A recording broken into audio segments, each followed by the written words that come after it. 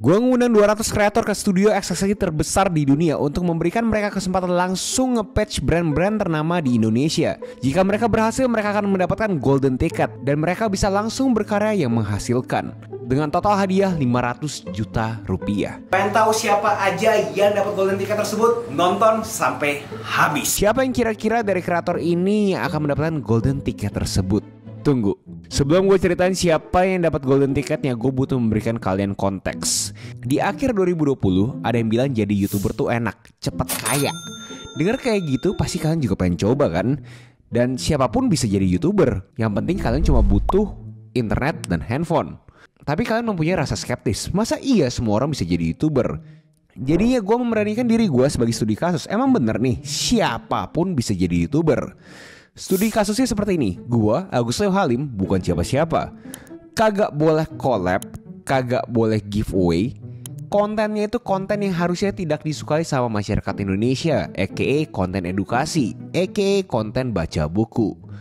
Bikin 100 video dalam 200 hari, saat produksi hanya 30 menit dan editing hanya boleh 2 jam. Kira-kira orang seperti ini bisa mendapatkan hasil seperti apa?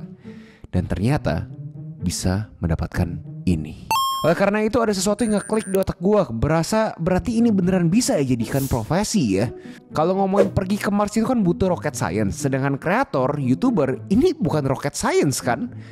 Oleh karena itu terpiculah gue di tahun 2022 ini untuk memulai komunitas berbayar yang namanya Ruang Kreatif. Dimana gue bagikan 12 modul interaktif selama 4 minggu.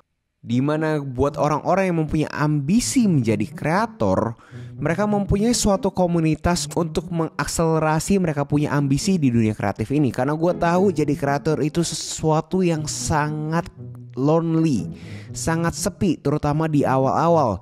Karena kalian upload, ya cuma 17 views. Kalian upload, ya cuma 27 views. Kalian upload 9 views.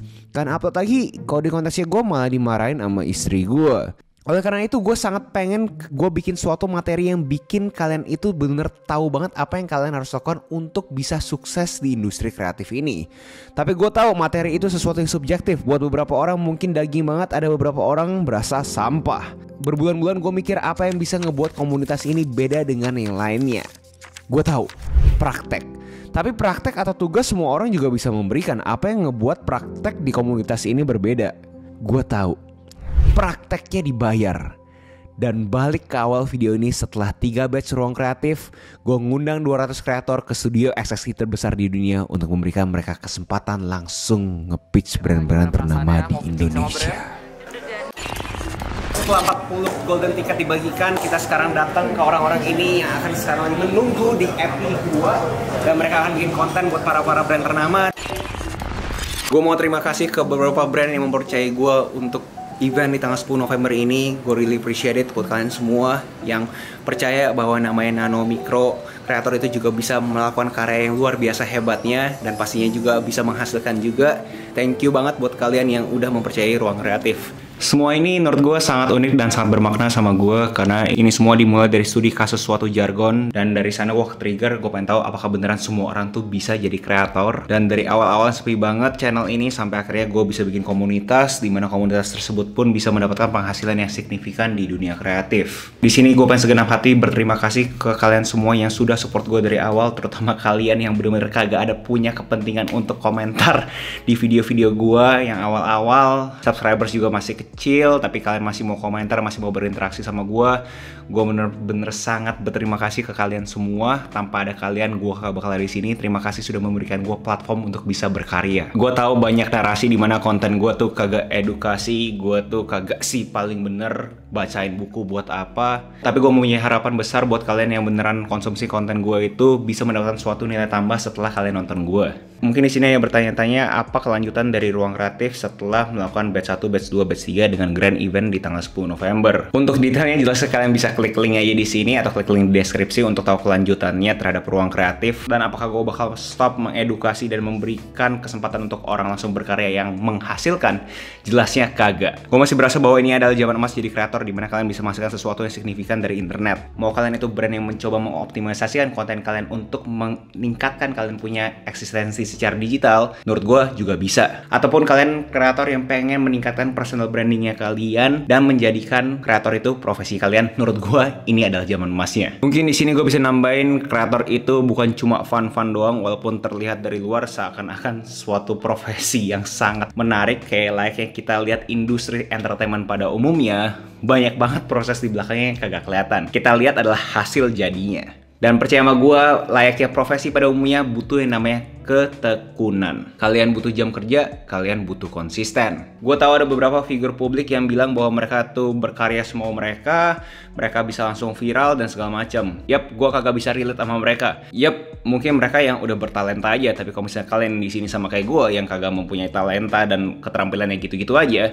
ya ini realitanya gitu. Kalau di sana mungkin cerita suksesnya, dan ini cerita pada umumnya dimana harus menjadikan ini profesi, harus tekun, harus mempunyai jam kerja. Kenapa gue berbagi ini ke kalian? Jadi buat kalian yang pengen kesini hanya untuk uang, menurut gue agak kagak bijak ya. Walaupun gue tahu kalau gue ngomongin profesi berarti harus punya uang dong bro. Tapi kalau kita makrokan, namanya uang itu kan datang dari nilai tambah kita ke masyarakat kan. Kalau misalnya kita bisa memecahkan suatu masalah di masyarakat, pasti kita diberikan uang. Dan ini masuk ke poin gue, menurut gue kreator itu beda-beda cara memecahkan masalahnya, aka beda-beda cara mendapatkan uangnya. Per hari ini berdasarkan observasi gue ada 3 tipe kreator, dimana kreator pertama yang gue bilang entertainment creator, yang personality-nya itu fun, seru, yang orang konsumsi kontennya karena subjeknya bukan objeknya, bukan materi yang dicari, tapi subjeknya itu ngebawainnya. Itu menurut gue bisa tergolongan sebagai entertainment creator. Dan ini cara monetisasinya biasanya adalah endorsement model. Dari mana brand datang mau endorse, kreator kasih red card dan terjadilah transaksi. Dan berikutnya adalah e-commerce creator, dimana itu adalah kreator yang bikin konten dan orang yang konsumsi kontennya udah tahu dia bakal jualan. Dan ini dinormalisasi oleh TikTok di tahun 2021-2022 ini terhadap yang namanya afiliator, dimana secara spesifik kalau kalian bikin konten di TikTok dan udah di atas 2000 followers, kalian bisa langsung mendapatkan akses ke keranjang kuning, aka setiap kali kalian bikin konten terhadap produk tersebut dan ada affiliate produknya dan ada audiens kalian yang beli, kalian mendapatkan komisi. Lalu berikutnya adalah education creator, dimana biasa orang tuh konsumsi kontennya untuk tahu materinya tuh apa. Orang lebih peduli terhadap objeknya dibandingkan subjeknya. Dan biasanya ya, edu creator ini cara monetisasinya lewat kelas, aka produk sendiri. Gue lihat sangat jarang orang yang bisa jadi edu creator, entertainment creator, atau e-commerce creator. Biasa itu tergolongan 3 ya, tapi yes ada beberapa contoh outliers yang berhasil bisa mendapatkan 3 persona itu ke personal brandingnya dia. Tapi pada umumnya kalian harus milih 1 dari 3 tersebut. Gue tahu terkesan baper banget, tapi gue sekali lagi mau terima kasih ke kalian karena gue yakin gue kagak mungkin ada di posisi ini tanpa ada kalian semua. Dan gue berani komentar, we did this together. Kita ngelakuin ini bareng-bareng gitu. Kalau misalkan nggak ada kalian, kagak mungkin tuh ada namanya ruang kreatif. Kagak mungkin tuh gue bisa ngomongin ke 4 brand ternama di Indonesia, ya gue siapa gitu kan. Tapi dengan adanya kalian, itu yang ngebantu gue akhirnya bisa ngelakuin ini semua. Dan moga-moga apa yang gue lakukan ini bisa membantu ekosistem industri kreatif ini lebih bagus lagi dan makin kita tingkatkan, dengan harapan kita itu bisa ekspor jasa konten ke luar negeri. Dimana kayaknya menurut gue itu suatu ambisi yang menarik ya. Kalau ngomongin ekspor kan orang-orang biasanya terasosiasikan dengan suatu produk fisikal kan. Tapi kalau misalnya apa jasa, menurut gue sih itu udah luar biasa banget sih. So, thank you udah memberikan gue privilege untuk ngelakuin ini semua. Sebenarnya banyak banget yang bisa dibahas terhadap industri kreatif ini. Contoh tren di 2023 ini kedepannya seperti apa.